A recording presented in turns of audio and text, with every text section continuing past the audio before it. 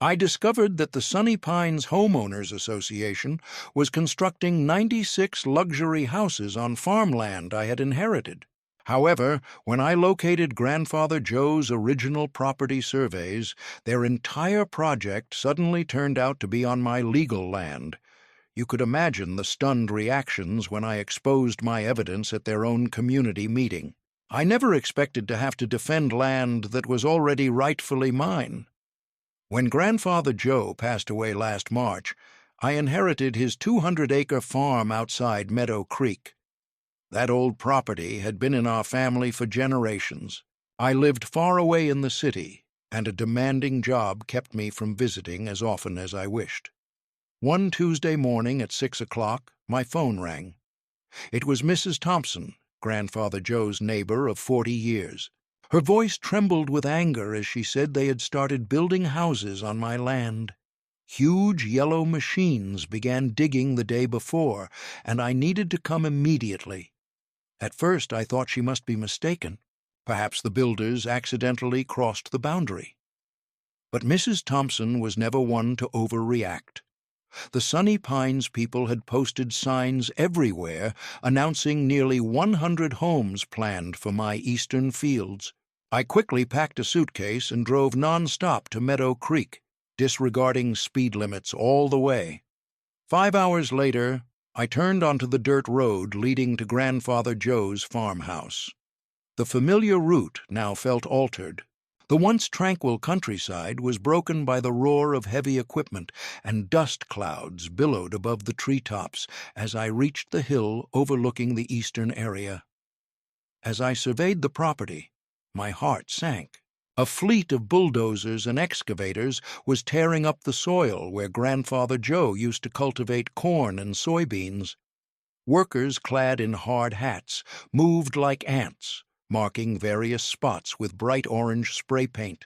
Nearby, a large sign stood beside the road announcing "Future Home of Sunny Pines East, luxury houses starting at $450,000.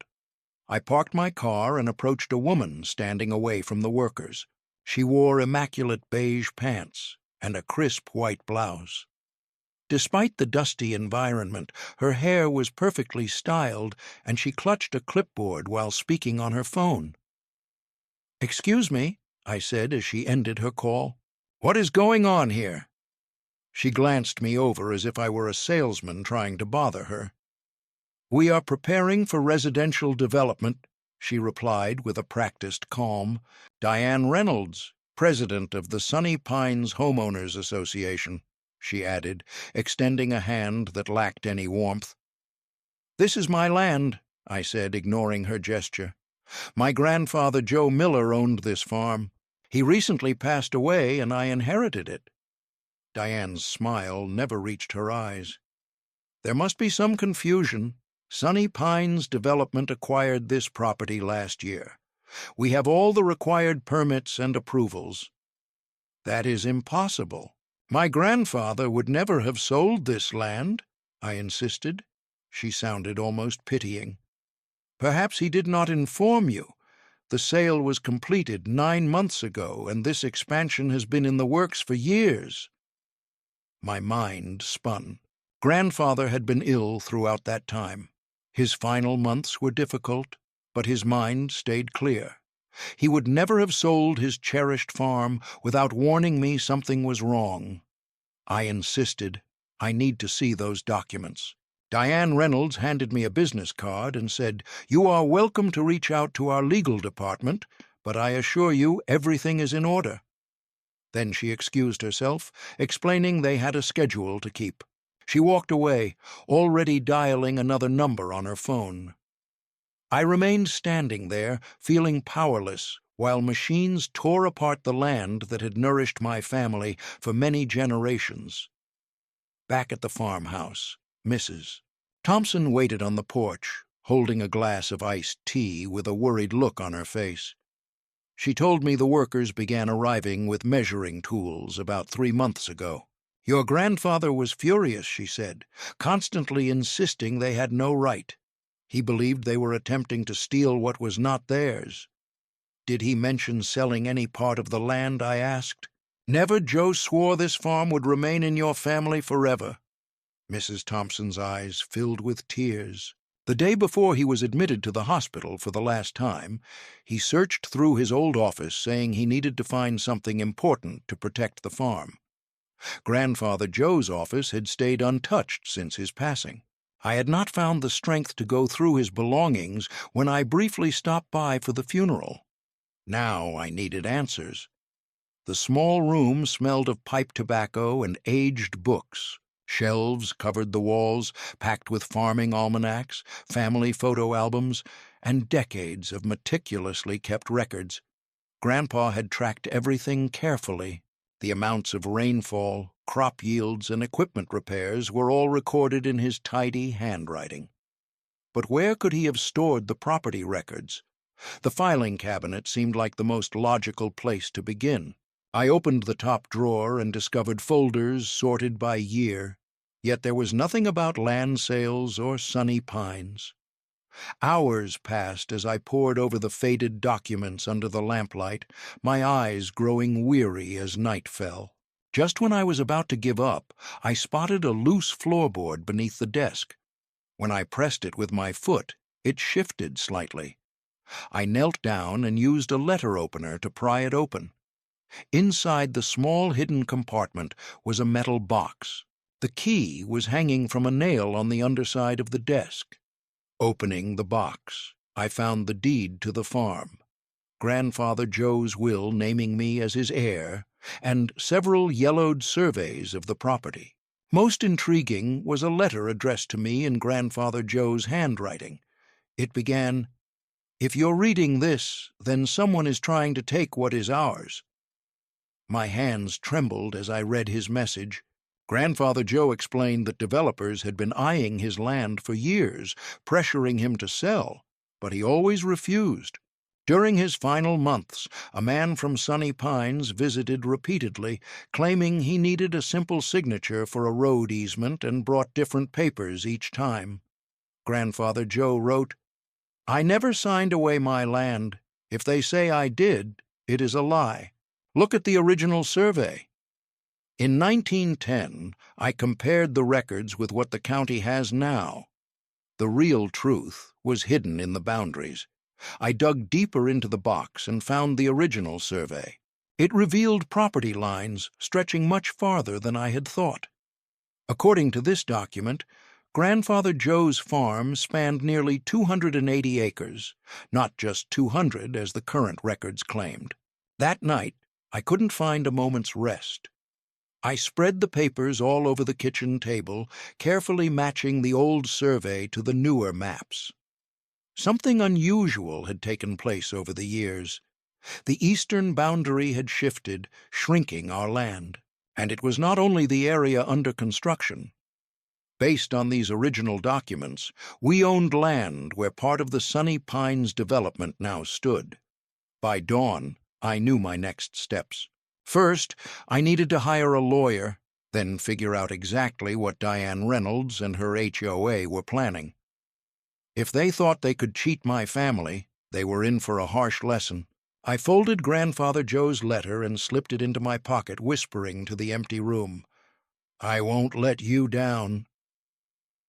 Diane had no idea she wasn't just dealing with a grieving grandchild.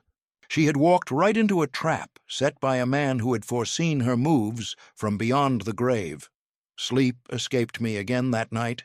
By 8 in the morning, I stood outside Walter Franklin's office, the only property lawyer in Meadow Creek. His secretary seemed surprised when I asked for an emergency meeting, but she managed to fit me in just before lunch. "So you believe Sunny Pines? Are they building on land that rightfully belongs to you?" Walter asked after I explained my situation. He looked older than I had imagined. Wearing thick glasses and a bow tie that seemed from a different time, I laid out the documents on his desk. "These are the original surveys from 1910, updated in 1978. Compare them to the present county records." Walter examined both sets carefully, tracing the boundary lines with his finger. His eyebrows lifted with each passing moment. "This is quite unusual. he finally responded. According to these original documents, your property stretches almost half a mile further east than what is currently registered.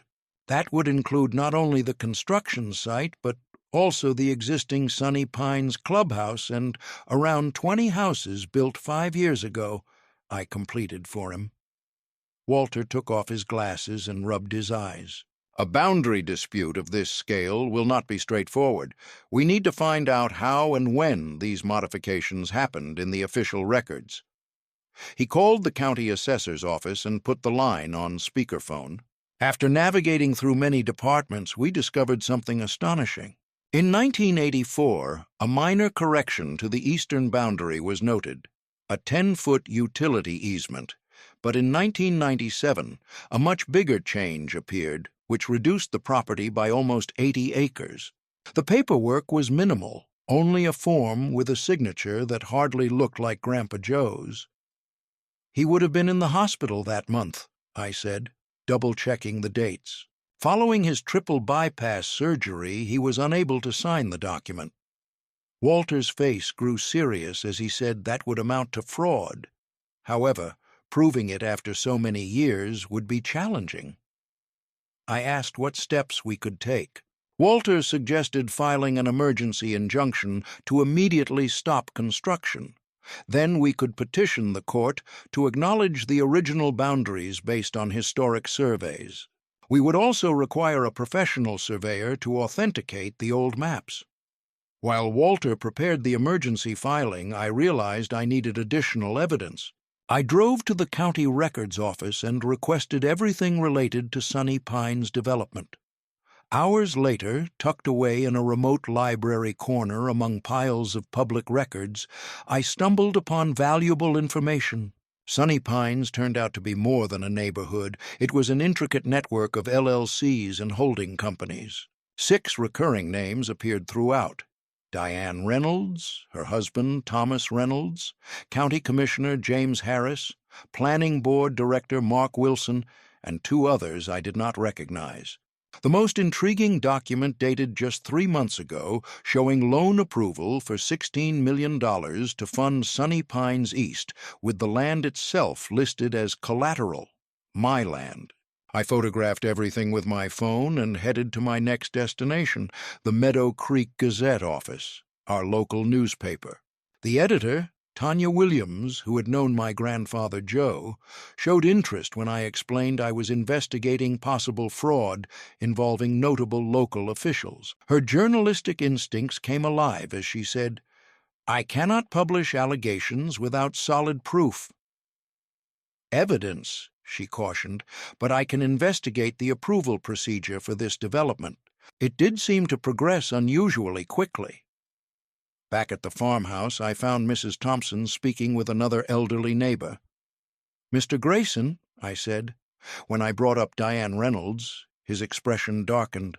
"That woman is the reason I had to sell my place," he declared bitterly. "The HOA fined me every week for landscaping that was never approved. I had been growing those tomatoes for 2 decades.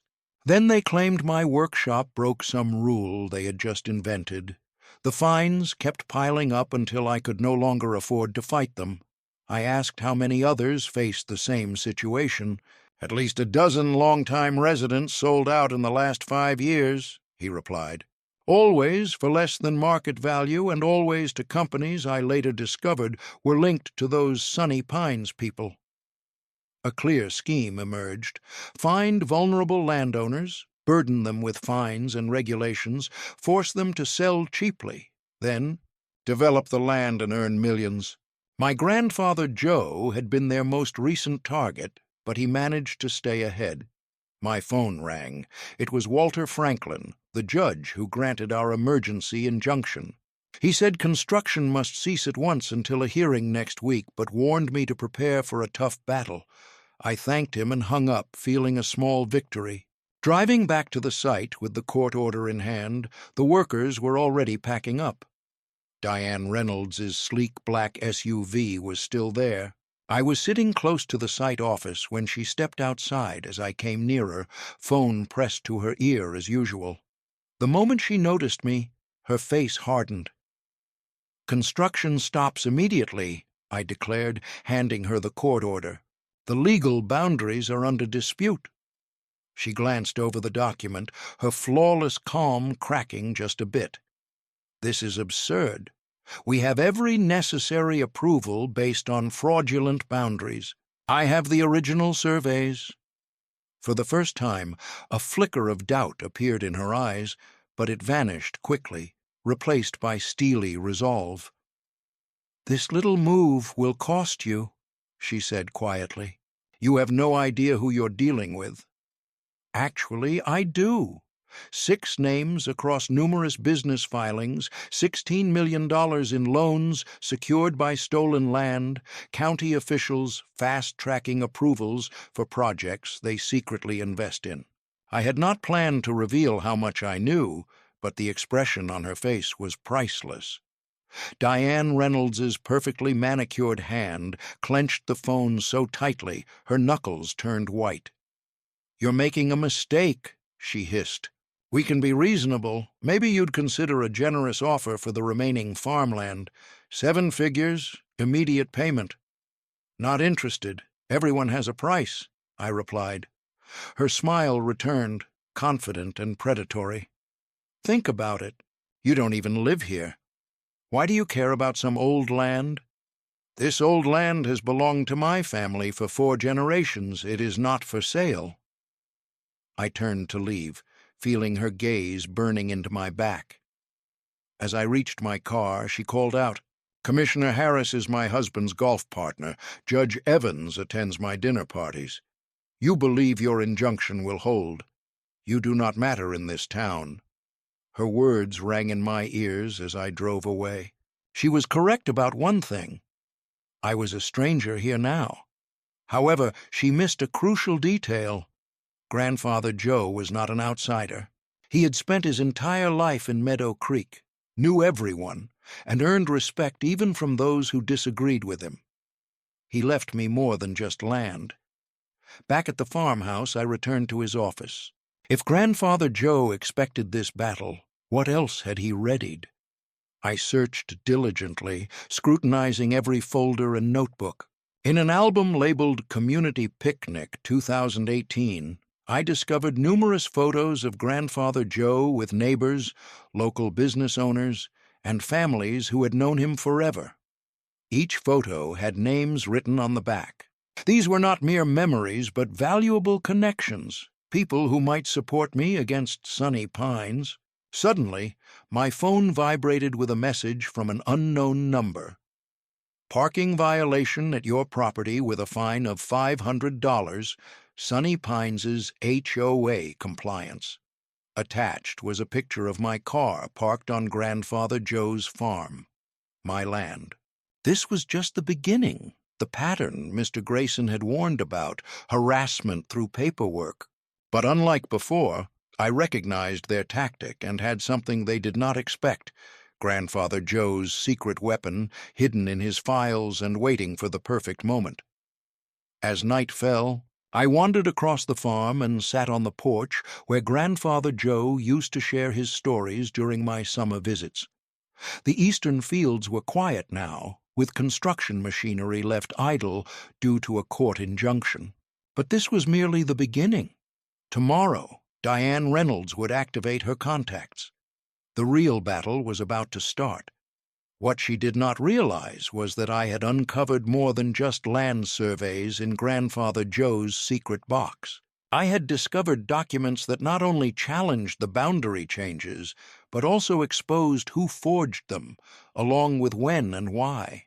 Diane thought she was facing an absentee grandchild fighting for sentimental land, but she had no clue she was up against the spirit of my grandfather. He had recorded every shady deal and suspicious approval over the years, quietly building a case while everyone assumed he was just a stubborn old farmer. The trap was ready. All I had to do was let them walk right into it. My heart raced as I pushed open the glass doors of the Sunny Pines Community Center. Tonight was the evening I had prepared for weeks. Inside, nearly 100 people filled rows of folding chairs, chatting enthusiastically about new tennis courts and fancy streets, sipping punch from small plastic cups. At the front, Diane Reynolds stood confidently in her bright red blazer, pointing to colorful images of big houses projected on a screen. "Just imagine the swimming pool with its waterfall feature," she said, smiling broadly at the audience. "Our homes will increase significantly in value once these new neighbors arrive." Some people clapped, others whistled, but no one really understood why. I held the folder tightly, knowing I might spoil their celebration. Taking a deep breath, I walked confidently down the middle aisle. "Excuse me," I said loudly enough to grab everyone's attention. "I need to address this development." Diane Reynolds's smile faltered for a moment before returning, even more forced than before. "We will take questions after the presentation," she insisted. "This cannot wait," I responded firmly, stepping onto the small stage to face the intrigued crowd. "My name is Alex Morgan. My grandfather Joe owned Willow Creek Farm for 60 years. We recently purchased the old property," Diane interrupted quickly. "Yes, and we are very thankful to finally develop that eyesore." Murmurs spread through the room as I took out the first document. "This is the original land survey from 1910, I announced, holding it up, "and this is an updated version from 1978. I showed another paper. "According to these legal documents, my grandfather's land extends 80 acres farther east than what the current county records show." Facing the HOA board members seated behind the podium, I placed copies of the papers in front of each one. "Simply put," I continued, "you have been building on land that legally belongs to me. Not only the new development, according to these boundaries, 20 existing homes and your clubhouse are also on my property." The room erupted with voices. People stood, and someone knocked over a chair. "This is absurd!" Diane shouted. Grabbing one of the surveys, the permits we have sold are numerous, and construction has already begun. I remained composed while she grew visibly flushed. "Your permits are based on inaccurate property lines," I explained. "I have already submitted documents to the court to immediately halt all construction." Gerald Fisher, a balding man with thick glasses who served as the HOA treasurer, examined the papers with increasing alarm. "Diane," he whispered loudly enough to be picked up by the microphone, "these boundary markers align with the old creek bed. They appear genuine." She snatched the papers from his hands. "This is obviously some scheme to extract money from us. We will fight this nonsense." "You are welcome to try," I replied, producing one last document. "But there is something you should understand. According to these legal boundaries, your personal home, Diane, is entirely on what is officially my land." The room fell silent as people exchanged looks, suddenly realizing the implications of this. 20 families might not legally own the ground beneath their houses. A man at the back stood up. "Are you saying we might lose our homes?" Before I could respond, Diane slammed her hand on the podium. "This meeting is over. Everyone out. The board needs to discuss this privately." As the crowd filed out, murmuring nervously, a younger woman touched my arm. "I am Rachel Winters. I just invested my life savings into a lot in the new section. What will happen to me?" I had not anticipated confronting the personal consequences so directly. I explained honestly, "I am not trying to harm ordinary people. This is about something bigger. Correcting a mistake." "Don't listen to a word," Diane Reynolds suddenly hissed beside me after everyone else had left. She leaned close to my face and warned, "You have no idea who you're dealing with. I built Sunny Pines from the ground up, and no one takes it away from me." Her threat lingered in the space between us as she stormed off, leaving me alone in the quiet room. Looking out through the windows, I could see groups of anxious homeowners gathered in the parking lot. My phone buzzed with a message from Mr. Wallace. "How did it go?" I typed back. "They know now. Get ready for their next move." What I kept from him was how unsettled I felt.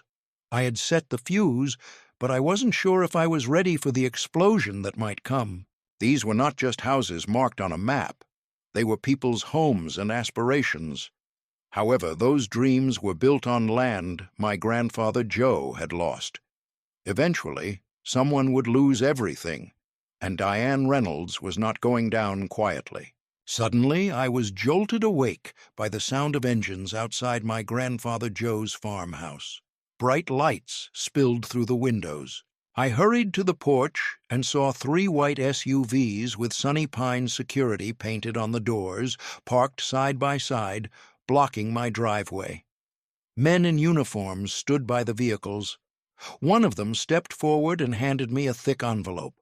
"Cease and desist notice from the Sunny Pines Homeowners Association," he said firmly. "You are ordered to withdraw all claims against the development or face legal consequences." I ripped open the envelope and found a letter inside accusing my documents of being forged. When I was accused of trying to commit fraud, they insisted I cover the damages to the community's reputation. "You must be joking," I said, but the man simply shrugged and replied, "Just passing on the message. Have a good day." He walked back to his car, yet no one left. I attempted to leave for breakfast in town, only to find huge concrete blocks had been placed overnight at the end of my driveway. "Sorry, sir," one guard said without meeting my eyes, and clearly not sorry at all. "This entry point hasn't been approved by the development committee. It has been closed for safety concerns."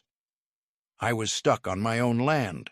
I contacted the sheriff's office, but they said they could not assist since this was a civil matter, and advised me to hire a lawyer. Then my phone rang, Diane Reynolds' name glowing on the screen. I hadn't given her my number. "Good morning," she said sweetly when I answered. "Enjoying the view?" I told her this was harassment and that she couldn't block access to my property. She calmly replied, "Actually, according to official county records, which are the real ones, that driveway crosses Sunny Pines common areas. We are entitled to restrict access." "Those records are false," I countered, but she laughed. "Let me explain how this works. The county commissioner plays golf with my husband every Sunday. The building inspector's daughter works for my real estate company. The water department supervisor lives in Sunny Pines." My stomach sank as she added, "By tomorrow, your farmhouse will be cited for at least 15 code violations. Your water might be cut off due to supposed maintenance problems. Locally, contractors refused to return my calls because they knew better than to cross me." "That is illegal," I said. "It is just small-town politics," she replied. "You cannot win this, but I am reasonable. Drop your claims, sign over the disputed acres, and this will all disappear. I will even include a generous payment for your trouble." "This is not about money," I told her. "It is always about money, dear. Think it over." "You have until tomorrow." She hung up. I stared first at my phone, then at the security vehicle still parked outside. They clearly were not going anywhere. True to Diane Reynolds' word, by afternoon a county inspector arrived to evaluate the farmhouse. He found issues everywhere: the wiring, the septic system, the porch railings. He handed me a list of violations that would cost thousands of dollars to repair, all requiring immediate attention. As he left, another truck showed up. Workers began setting up signs along my property line: "Future home of Sunny Pines East. Luxury living coming soon." My water pressure dropped to a mere trickle. When I called the utility company, they claimed maintenance work was underway, but could not say when it would end. I tried to order a pizza for dinner, but the driver called to say he could not find my address, even though delivery had never been a problem before. It was clear I was being cut off slowly, step by step. That night, I sat on the porch in near darkness, watching security lights sweep across the fields where my grandfather Joe had once grown corn. The bulldozers rested silently in the distance, waiting to resume tearing down his land. My phone suddenly lit up with a message from Mr. Wallace. "They have filed a countersuit claiming your documents are forged. The court date is scheduled for 3 months from now. They will keep building during that time. In 3 months, the houses will be halfway done. The damage will already be done." I scrolled through my contacts, searching for anyone who could help. One name stood out: Janet Rivera, a reporter for the local newspaper. We had attended high school together, although we had not spoken in years. Perhaps I should call her. As I was considering this, headlights appeared on the long driveway. A car carefully navigated around the concrete barriers and came closer to the house. I tensed, wondering what new trouble Diane Reynolds had sent my way. The car parked, and a familiar figure stepped out: Gerald Fisher, the HOA treasurer who had inspected my documents during the meeting. "I should not be here," he said nervously, glancing back at the security vehicles parked in the distance. "If Diane finds out, why are you here?" I asked. He pulled a flash drive from his pocket and said, "Because what she is doing is not right. I have been managing the HOA books for 7 years. There are things you need to see." I invited him inside, away from prying eyes. At my kitchen table, he opened his laptop and showed me financial records, meeting minutes, and emails. Gerald explained that Diane and the board had been treating HOA funds like their own personal bank. Special fees vanished, contracts were awarded to family members, and reserve funds were invested in their own businesses. "Why? Show me this," I said, because I knew I was not the only unhappy homeowner. Gerald replied, "Many of us are fed up with her rules and control. When you arrived with those property documents, it was the first time I saw her afraid." He pointed to a spreadsheet. "Look at these special assessments from last year. Every homeowner paid $2,000 for road repairs. The actual cost was only half that. The rest disappeared." "That's theft," I said. Gerald nodded and added, "There is more. The 20 homes you mentioned on your land, the residents have complained about drainage issues for years. Diane Reynolds keeps promising to fix them, but nothing ever changes. Now we understand why. She knew those houses might not even legally belong to the HOA." While we talked, my phone buzzed with texts from numbers I did not recognize. "We support you against Diane Reynolds," the Millers from 42 Sunny Pine Lane wrote. "She fined us $500 for planting vegetables instead of flowers. Can we help? Jackson's family sent. Our kids' playground equipment was taken away without any warning. We want to join your fight," the Rodriguezes added. Gerald smiled faintly. "I may have given your number to a few friends." For the first time since this battle began, I felt hope. Diane Reynolds had power, connections, and money, but she had also made many enemies. "We need a plan," I said, "and I think I know where to begin." As Gerald left, carefully driving past security vehicles, I watched the light rain falling. As rain began to fall on the half-finished houses nearby, Diane Reynolds believed she was forcing me into surrender. Instead, she was unknowingly helping me gather the support I needed to win this battle. Tomorrow would bring a change. I planned to stop merely defending. My grandfather Joe often said that the most effective trap is not the one your enemy stumbles into, but the one they unwittingly assist you in creating. Diane had just given me the last pieces I required. Yesterday, my water service was cut off, followed by the electricity this morning.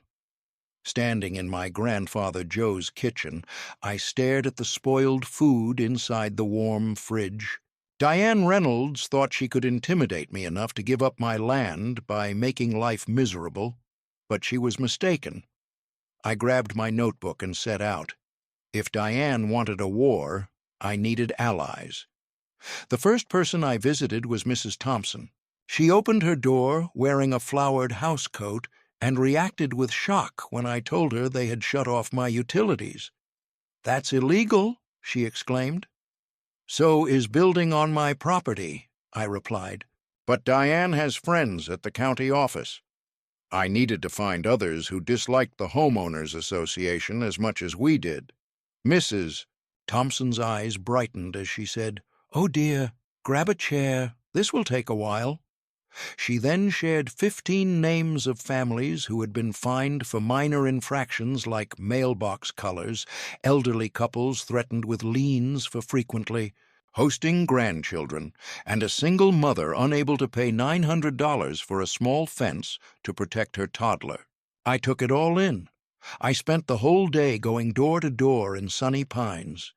At first, people were too frightened to open up, but when I showed them my property papers, everything changed. Fear turned into hope. Sarah Jenkins, whose garden had been removed against her will, welcomed me inside for some lemonade. Diane Reynolds had made my husband dig up our tomato plants because she claimed the vegetables spoiled the look of the yard. Her hands trembled with anger as she explained, "And we also received a $500 fine. My husband is already juggling 2 jobs." The Patel family had poured $3,000 into battling the homeowners association over their porch swing. The Johnsons were prohibited from painting their front door any color they wished. Every home looked identical, beige with white trim. "It is not just about the rules," Trevor Martinez said, as his wife Maria nodded in agreement. "It is the way they enforce them. Diane drives around snapping pictures of any infractions. Some residents get warnings, others receive fines on the spot. There is no fairness." By sunset, I had spoken with 27 families facing the same struggles, all intimidated by Diane Reynolds. I picked up my phone and called Mr. Wallace, my lawyer. "Can we legally create a rival homeowners association?" I asked. "On your land, absolutely," he answered. "But what about the houses already there?" "That is the tricky part," I said. "I will need the community center for a meeting tomorrow night." Mr. Wallace laughed. "They will never let you use it. They do not own it. I do, according to my property lines. Remember?" The next day, I printed 200 flyers titled "Emergency Community Meeting. Your home could be at risk." The original property survey copies were included. As night approached, the community center became overcrowded with nearly 100 families attending. People stood along the walls when all the chairs were occupied. Diane Reynolds arrived last, pushing her way through the crowd, her face twisted in anger. She declared that this meeting was unauthorized and demanded that everyone leave immediately. Sarah Jenkins stood up and challenged her, asking if more fines were needed, questioning if enough had already been taken from them. The room exploded with applause. I stepped forward, raising my hands to quiet the crowd. I began by stating that I had not come to stir up trouble. I came because my grandfather Joe's land had been taken, but after hearing everyone's accounts, I realized I was not the only one affected. For the next hour, residents shared stories of HOA abuse. Tears were shed, and voices trembled with emotion. Diane sat rigidly at the back, angrily tapping on her phone. "When everyone had spoken, here is what I propose," I said. "We form the Meadow Creek Homeowners Coalition. Together, we negotiate fair new property boundaries, establish a new community agreement with reasonable rules, and ensure transparent financial management." Diane shouted that this was impossible because these homes were legally bound by contract to Sunny Pines' HOA. I held up the original land survey and declared that contracts based on fraudulent property claims were invalid. I clarified I was not trying to take anyone's home, but to repair what was broken. The vote was almost unanimous, and 89 families immediately joined the coalition. As people left, they were energized and hopeful. Gerald Jenkins, the HOA treasurer. He came up to me quietly and said, "There is something you need to know," glancing nervously at Diane across the room. "The HOA finances do not make sense. The monthly fees keep going up, but our savings are getting smaller. I have tried to investigate, but Diane oversees all the accounts."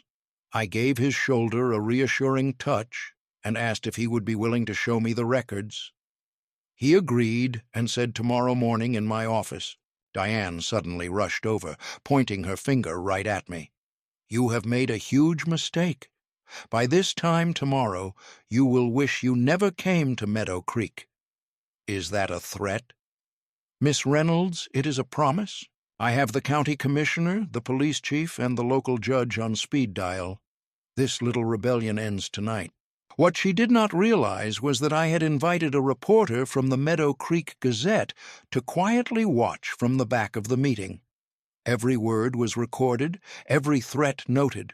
As Diane slammed the door behind her, my phone buzzed with a message from Mr. Wallace. "Environmental survey results came in. You will not believe what is on that land." I smiled. Diane believed she was in control, but Grandfather Joe always said that the truth was the strongest weapon. Tomorrow the truth about Sunny Pines HOA would be front-page news. I woke up to police cars encircling Grandfather Joe's farmhouse. Through the window I saw Diane Reynolds standing next to a tall man in uniform. It was time to face reality. "You are trespassing on private property," the police chief announced as I opened the door. At the door, I smiled calmly and said, "Actually, Chief Williams, I believe you will find that I am the rightful owner of this property." I handed him a folder containing the original land surveys and my grandfather Joe's deed. "These documents have not been verified," Diane Reynolds snapped. A woman stepped forward from a nearby car. I had not noticed her before. "Carolyn Mitchell, County Records Office," she said. "We retrieved the original surveys last night after receiving some alarming reports." Diane's face turned pale.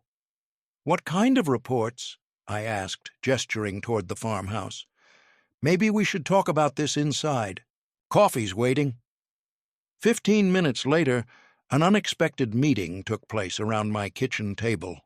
Present were the police chief, the county records clerk, Mr. Wallace, my lawyer, and Diane Reynolds, whose flawless makeup could not hide her mounting anxiety. Carolyn explained, spreading maps across the table, that the original property lines were incorrectly recorded back in 1973. "This whole area, including the existing Sunny Pines homes and the new construction, actually belongs legally to the Richards estate," she revealed. The police chief let out a whistle. "That is quite an error." "Not an error," Mr. Wallace said quietly. "We have proof that the boundary change was intentional." Diane slammed her hand on the table. "This is a scam to extort money from hard-working homeowners." Speaking of money, I slid a folder toward the police chief. "Gerald Jenkins gave me these financial records yesterday. 3 years of Sunny Pines HOA accounts." The chief's face darkened as he flipped through the pages. "Ms. Reynolds, can you explain this?" $427,000 in homeowner fees were transferred to Sunshine Consulting LLC, which is our official management company. She responded coldly, saying it was registered to your son-in-law, along with 4 other companies charging the HOA for services such as landscaping, security, maintenance, and legal advice, all run by members of your family. The chief shut the folder and said, "Ms. Reynolds, we will need you to come to the station." Diane protested angrily. "This is ridiculous. Do you know who I am? My husband plays golf with Judge Harrington every Sunday." As the chief escorted Diane out in protest, Carolyn turned to me and asked what would happen now.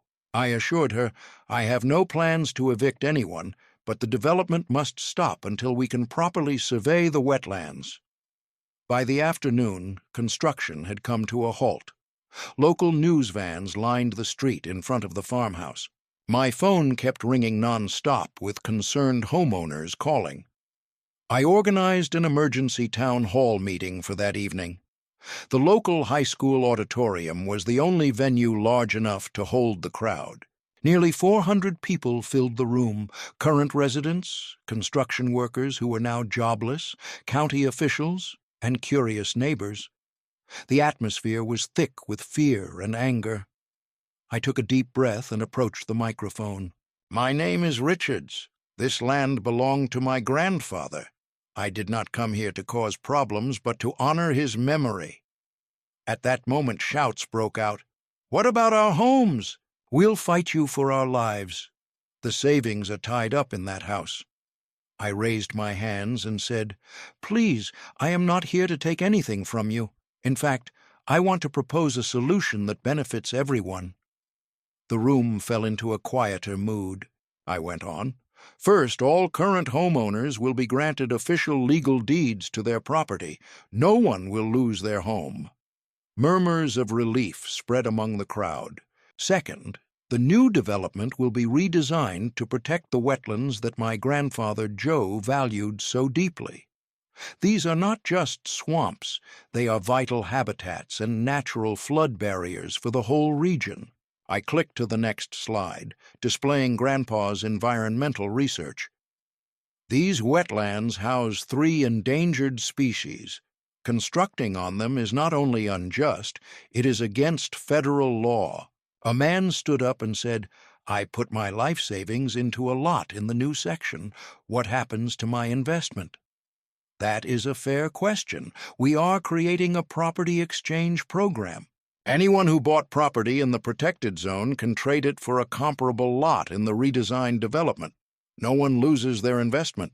For the next hour, I elaborated on my vision of a community that harmonizes homes with nature, ensures transparent leadership, applies sensible rules, and charges fair fees that truly go toward community enhancements. Near the end, Sarah Jenkins took the microphone and said, "I have lived under Diane Reynolds' rules for 8 years. I could not paint my door blue. I was not allowed to grow tomatoes. My children could not play outside after 7 in the evening. Because it broke the noise regulations," she glanced around the room and asked if this is truly the kind of community we want. By the time the meeting finished, more than 300 signatures had been collected in favor of the new Meadow Creek Community Association. Even some of Diane Reynolds' former supporters came on board, including Gerald, who promised to help sort out the financial chaos. The following 6 months were challenging. Diane Reynolds hired costly lawyers who used every possible tactic to challenge our claims, but the evidence was overwhelming. Eventually, she agreed to a plea bargain on the financial fraud accusations. Today, 1 year later, I am sitting on my grandfather Joe's porch, watching children ride bicycles past houses painted in every shade of the rainbow. The community garden where Sarah's tomatoes grow tall is alive with neighbors exchanging gardening advice. Behind me, Grandpa Joe's farmhouse has been transformed into our community center. Classes, meetings, and celebrations now take place every day. The wetlands are safeguarded by a conservation easement, complete with walking paths and informative signs that highlight the significance of each plant and animal. Mrs. Thompson joins me on the porch and hands me lemonade. "Your grandfather Joe would be beaming with pride," she says, pointing to the place where construction has finally restarted on the redesigned project. Smaller homes, more green spaces, solar panels on every roof. "I found something while cleaning out his study," I tell her, pulling out a worn notebook. Grandfather Joe's journal from 3 decades ago tells how he also stood up against the original developers when they first attempted to build on the wetlands. Mrs. Thompson smiles and says he always claimed you were just like him, as stubborn as a mule when defending what is right. In the distance, a blue heron takes flight from the protected marsh, soaring over the homes where people now coexist peacefully with the environment. Sometimes, the smartest approach is not about catching someone in the act of wrongdoing, but rather guiding them toward a better path. Diane Reynolds's Homeowners Association tried to take my land, but instead they ended up giving me something far more precious: